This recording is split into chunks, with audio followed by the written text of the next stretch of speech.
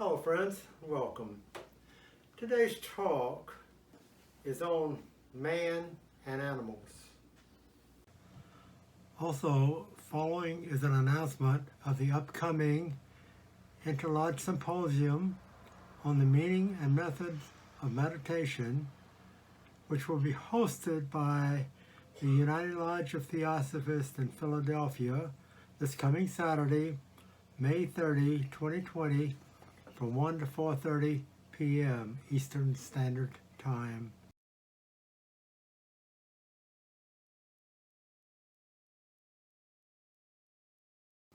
At meetings at this lodge, the Washington, D.C. United Lodge of Theosophists continued to be suspended due to the coronavirus pandemic. In the interim, we are presenting talks online to the extent we can. Please contact us with your questions and comments via our website at www.ultdc.org or via means like our phone number and email address shown at the end of this presentation. The 19th century movement that H.P. Blavatsky named Theosophy and transmitted to the world was the most comprehensive and tested message of philosophy, science, and religion ever brought to us. It shows the path to perfection. It is up to us, each person, to assimilate and apply this message through our own self-induced and self-devised methods. It was noted that centuries may go by before we have progressed enough to warrant the appearance of a new messenger. We follow the ULT Declaration in our efforts to make available the original teachings of this ancient wisdom. Our mission is to make available to all who find us this message as we found it. In our meetings, studies, interactions, and observations of nature's laws in action, we work to make Theosophy a living power in our lives with the aim of self-development and of helping and teaching others. We work independently and with each other to achieve a true realization of the self, a profounder conviction of universal brotherhood. We hold that the unassailable basis for union among Theosophists, wherever and however situated, is similarity of aim, purpose, and teaching. We have neither constitution, bylaws, nor offices. The sole bond between us, we associates, is the furtherance of unity. We regard as Theosophists all who are engaged in the true service of humanity without distinction of race, creed, sex, condition, or organization. And we welcome to our association all those who are in accord with the declared purposes of our declaration and who desire to fit themselves by study and otherwise to be the better able to help and teach others. The true Theosophist belongs to no cult or sect, yet belongs to each and all. Today's reading is from The Voice of the Silence.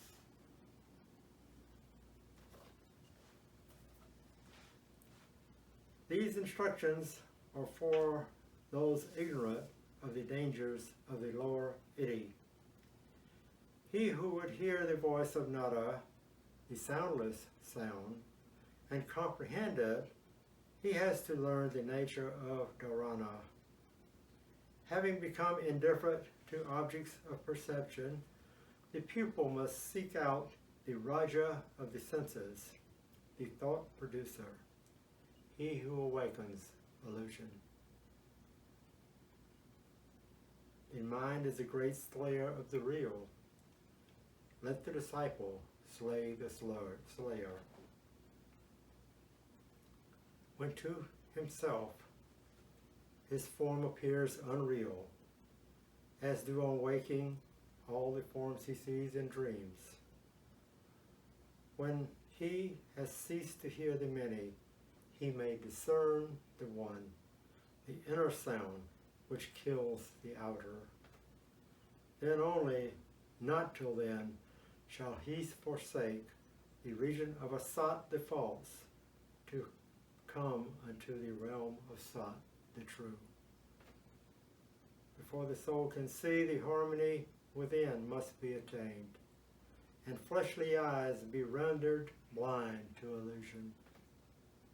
Before the soul can hear, the image man has to become as deaf to roarings as to whispers, to cries of bellowing elephants as to the silvery buzzing of the golden firefly. Before the soul can comprehend and may remember, she must unto the silent speaker be united, just as the form to which the clay is modeled is first united with the potter's mind. For then the soul will hear and will remember, and then to the inner ear will speak the voice of the silence. And now for today's talk on man and animals. Good morning and welcome, friends. There's a question that recurrently is asked, and it is, was man ever an animal? And do animals ever become men? And people find statements in the Secret Doctrine to prove this statement as true. Let us look at it. The whole philosophy of cosmogenesis and anthropogenesis, together with that of man and the other kingdoms in nature as presently existent, is bound up in this subject. The history of the physical nature, which is to say that of our solar system, the planetary chains with their various globes and moons, etc., represent one aspect of the theosophical philosophy. Another one is presented in consideration of the monads of different classes whose respective natures constitute the elements and whose varying combinations produce the elementals. And this then is the spiritual nature. And these two are the polar opposites to one another, substance or matter and the spirit. In Theosophy, these two aspects, the opposite natures to two different aspects, are not looked at as separate and distinct from one another. In Theosophy, there is but one reality, and we study it from its dual manifestation.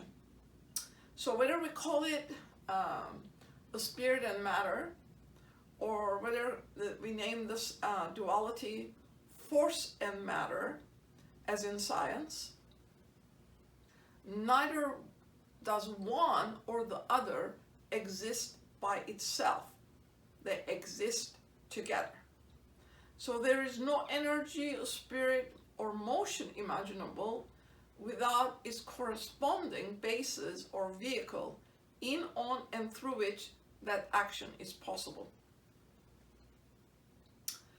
Looked at it from the other way, there is then no matter that is absolutely inert, which is devoid of motion and which is not susceptible to change. Hence, one or the other is considered substantial. Now, bearing in mind that we can grasp these theosophical teachings, we always mention that spirit is descending into matter, and substance or matter eventually ascends to spirit. And if we go to the Secret Doctrine, Volume 1, page 291, 92, and in that region, we're given an explanation as to how the spirit, while descending into matter, gives different kingdoms their characteristics. So the spirit then becomes matter on the seventh plane.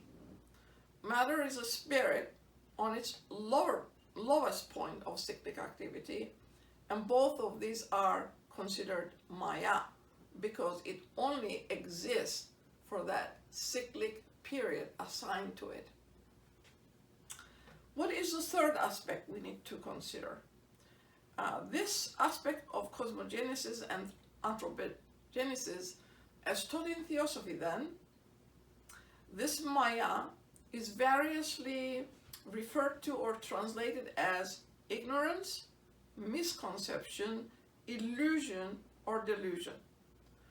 Maya is all these as manifestations, but in itself, HPV states, and this is a quotation, an element which enters into all finite things.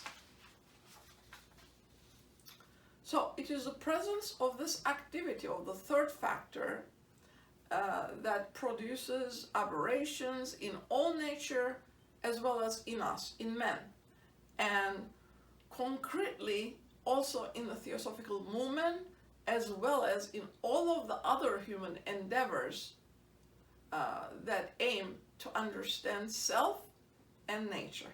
And it is understanding this self and nature.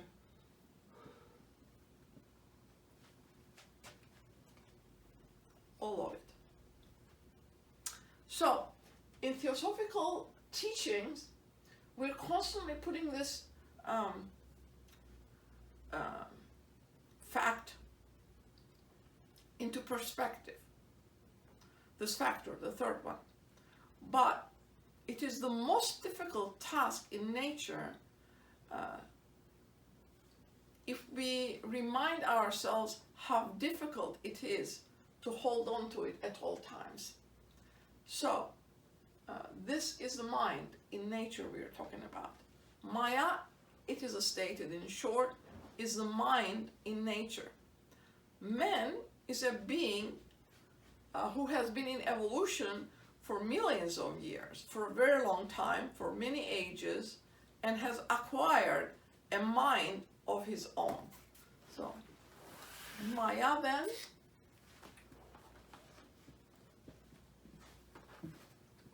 is mind of nature,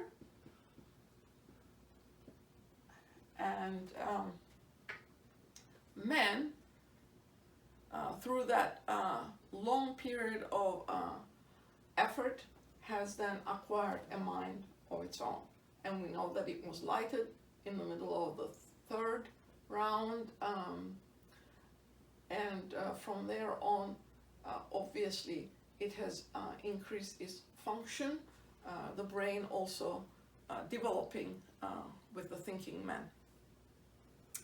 So, all other beings also are traveling on the same route that man has already done.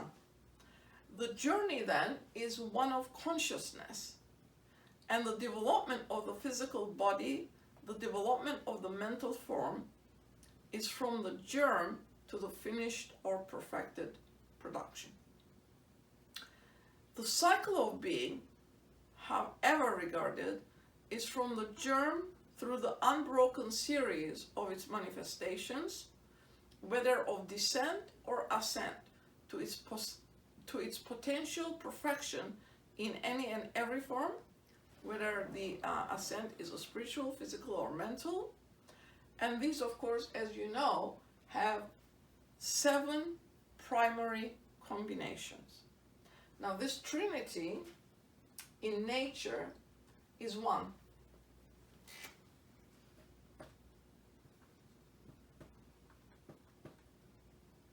trinity in nature is one. But in man,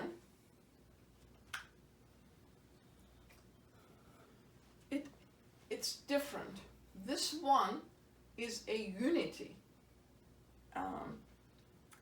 It is inseparable from one another.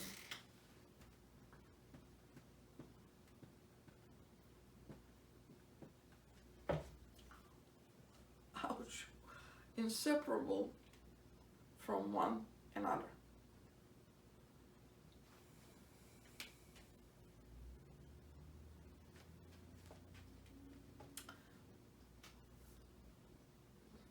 The Trinity in man, as we all know, is self-conscious.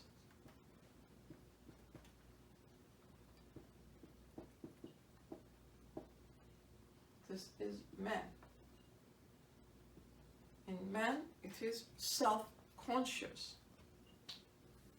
Because in him, the 7 primary combinations of the cycle of being are partially in coordination and consubstantiality. Whereas in all other forms of life, there is coordination without that consubstantiality. We have talked about coordination and consubstantiality in other talks, but we can review it. We were talking about the globes of Earth, and we all know that there is 7, and they're kind of intermingled into one another. They roll in space in coordination. They're not separate from one another. And consubstantiality refers to substance, whether the substance of those planets are the same or different. Now, in man, there is partial consubstantiality, this is stated. And HPB calls these psychic embryos. Psychic embryo.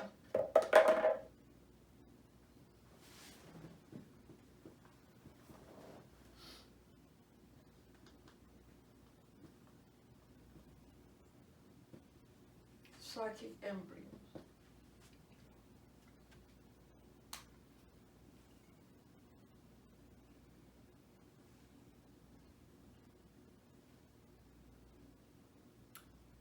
Thus, every such embryo represents a germ of life in one or another of the continuous but ever-changing stages of mental gestation. And so then, this statement gives us comprehensible and intelligent validity to the statements that we come across in Secret Doctrine. And this is a quotation where it says, each of these beings either was or prepares to become a man, if not in the present, then in the past or coming cycle. In other words, next mantra, or previous one for that matter. They're perfected when not incipient man. Every spirit, so-called, is either a disembodied or a future man. So then the mind in man, whether we consider it as a kingdom or as an individual, is the as yet imperfect embodiment of all of the 7 principles or 7 elements of great nature.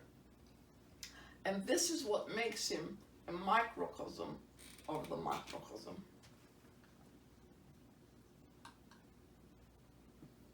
So this is what makes us the microcosm of the macrocosm. So, in order to truly understand what is being said in the Secret Doctrine, we need to pay attention to what HPB says. She never says the same statement in the same words. And we need to understand what principle and element means, but this understanding has to relate to its basic nature, the basic nature of all things. We're not referring to the past or future forms developed in any given cycle of being. And HPB, of course, is forced to use words that we use because we need to understand what is being said. However, in many, many places, she cautions us. She says that she uses these words out of necessity, but she constantly invests them with a meaning of her own. And in her discussion of the 7 creations, of course, these is so voluminous in the Puranas, and also in every scripture of found around the world.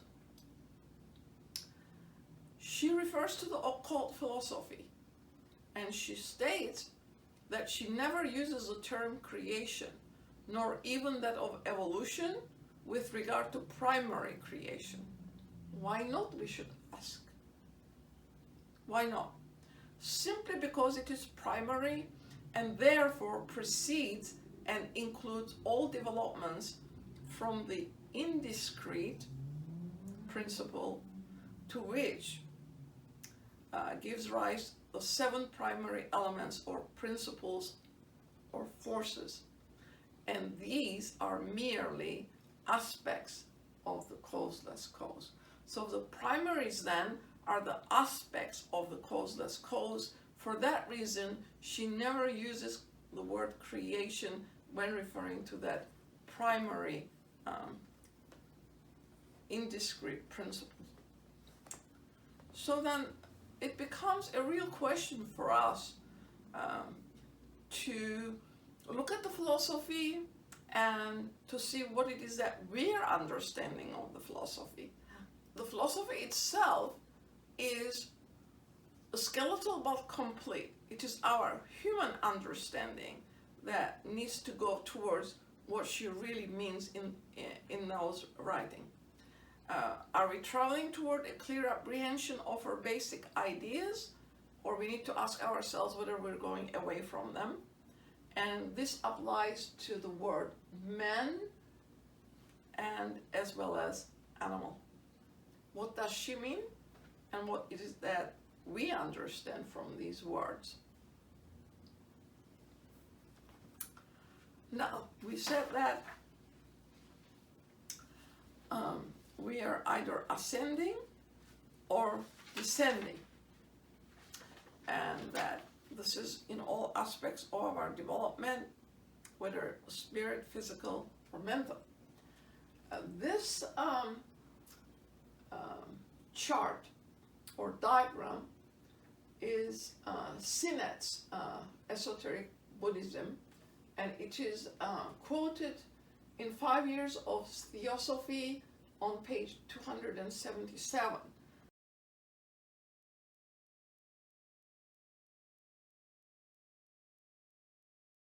And if we look at it intelligently, it gives us clues. This is the whole cross-section of the evolutionary process of the human monad.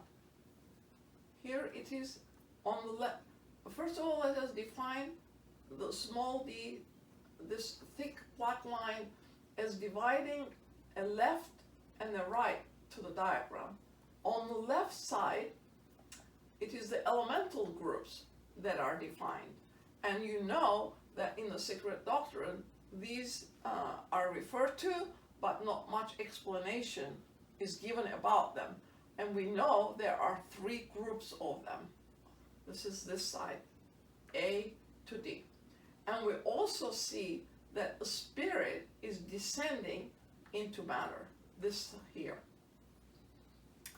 Now, these elementals then go into every aspect of life, not just human life, but every aspect of life, because that life in itself is also one.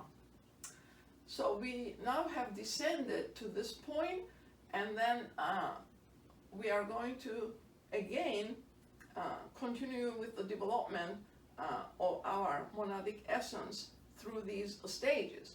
And on the right hand side, the ABC defines the mineral, the animal, and the human. And of course, we're going towards a higher evolution, and this line from D to A is reascending towards the spirit. Now, when we come to explanation in the secret doctrine, we're told that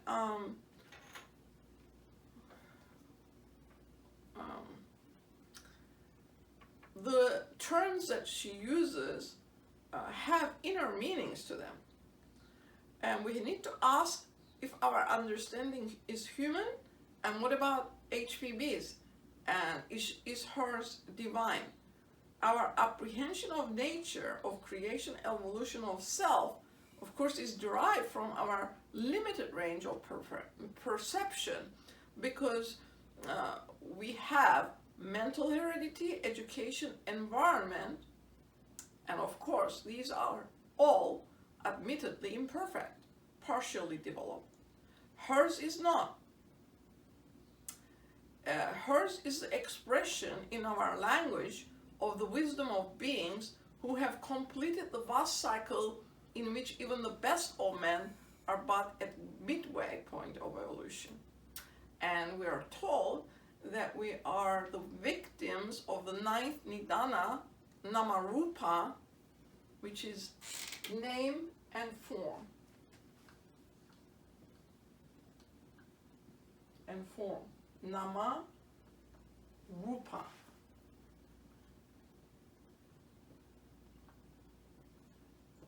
Nama rupa.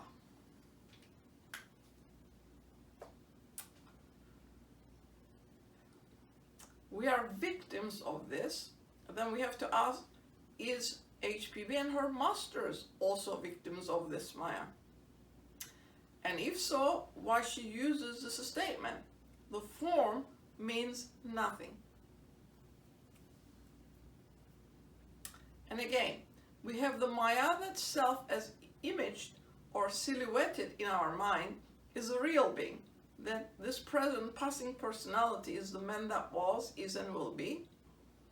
She knows the human mind or person as nothing, but the reassemblage at each new incarnation of the Pancha Skandhas that get together again, so that this fivefold Maya in which the soul is enveloped and enmeshed. So, when we grasp things, is it what she means when referring to man, or animal, or any other form of life? And we all have to think and understand and answer this question for ourselves. But, as we just showed on that diagram, our evolutionary process is such that the life wave has to go through all these stages until it becomes to the monadic essence in man. It's evoluting or going through the life experiences of each stage, and finally it becomes self-conscious in man. And when we look at animal suffering and law of karma in relation to animals, we need to understand what the philosophy is telling us.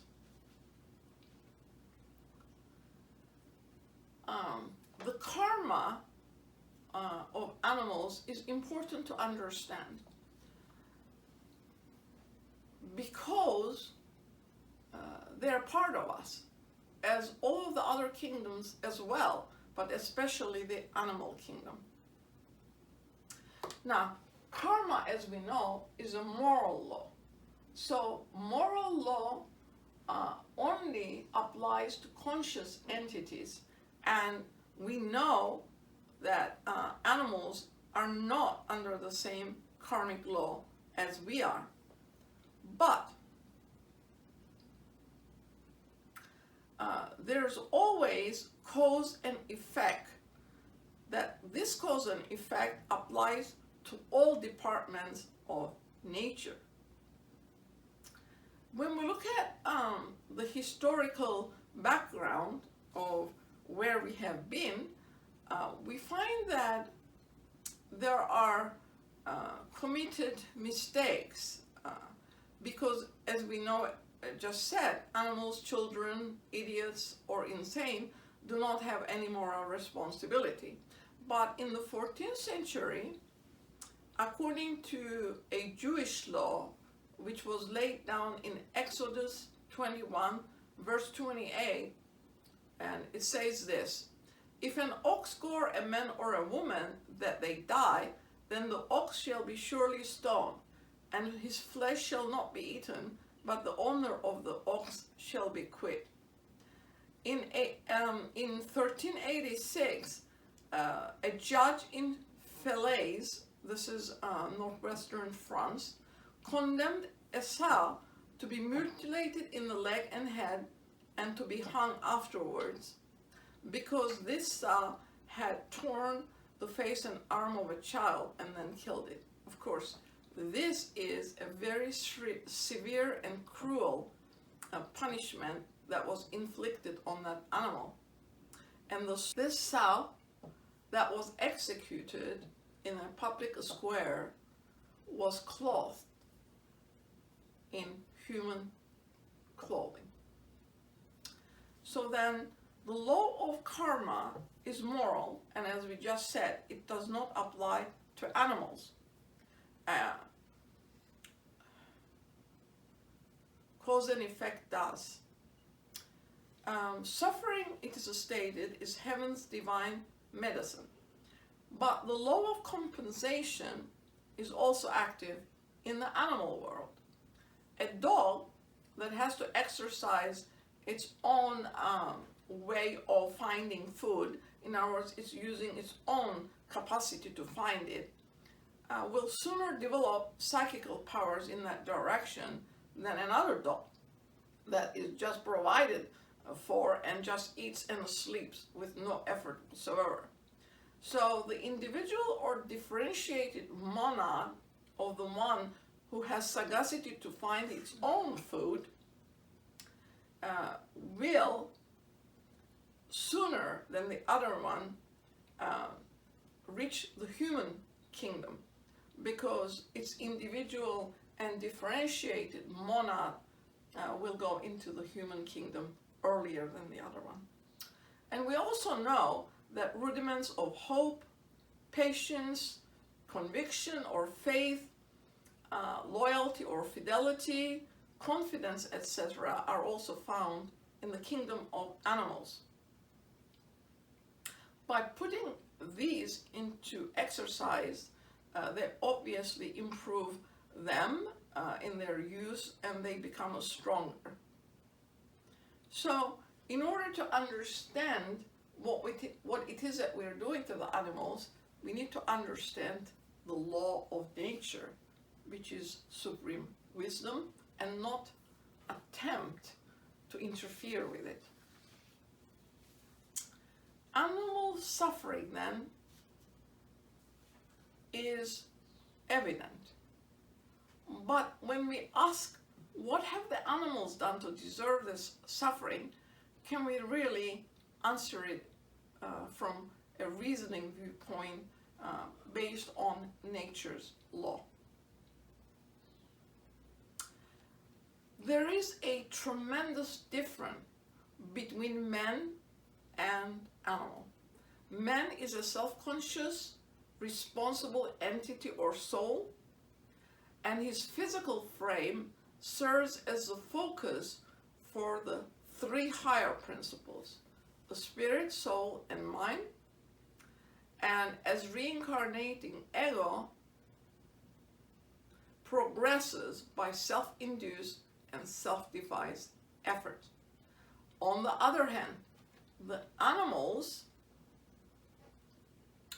is an expression of a type of consciousness common to all creatures belonging to its species. There is no evidence that the animal reasons or knows it is an animal or possesses memory or imagination in the human sense. The animal lives entirely in the present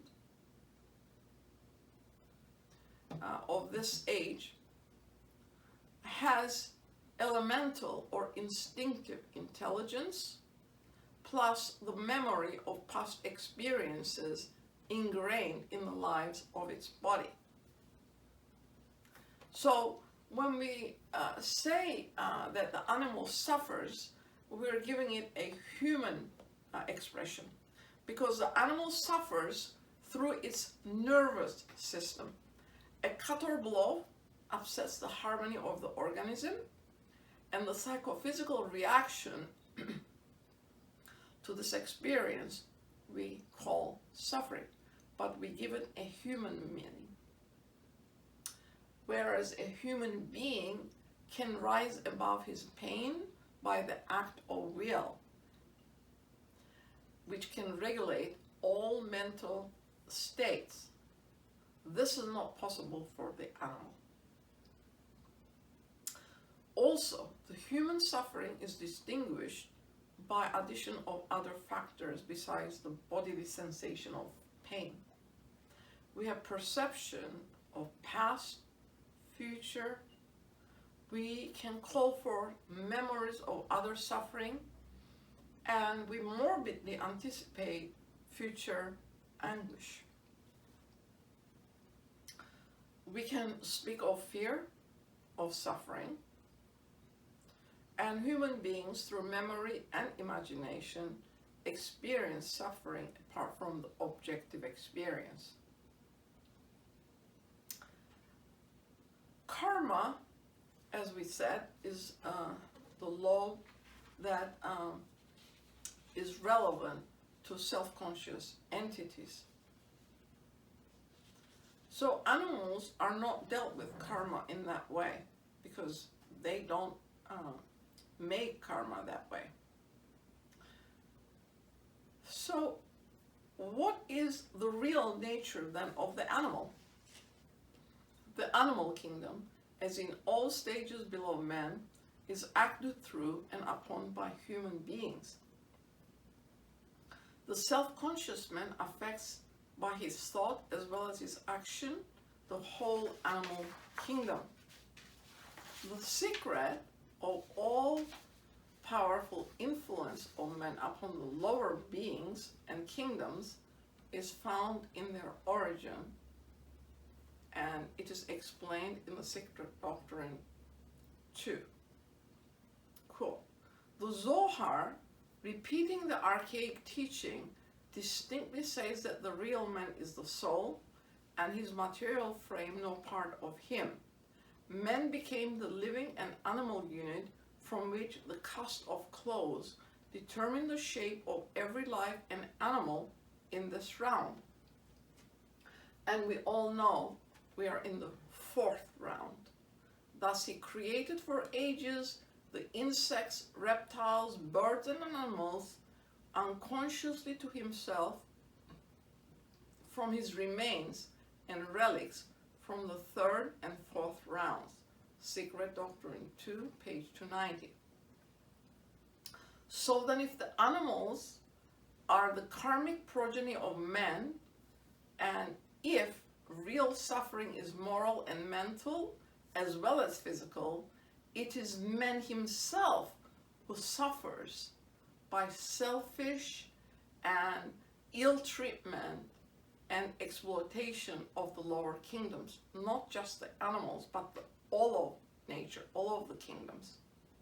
The animal suffers as its progress is checked by the ignorance of the human beings who fail to recognize that the animal kingdom is an objective representation of their own lower nature, only separate in time A race of perfected men who have become beneficent forces in nature would make the kingdom of animals unnecessary.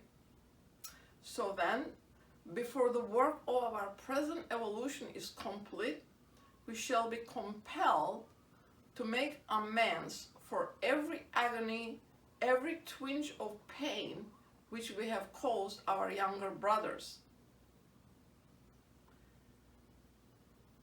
the animals. Only thus can there be amends made. The heresy of separateness, which makes this possible, these crimes that we commit against nature, will be overcome, and the lives of the kingdom be raised up and assimilated to a higher, a divine basis of action. So when we see those protesters complaining about the use of animals in medical labs where they're operated on without anesthesia, this is a tremendously inappropriate activity on our behalf.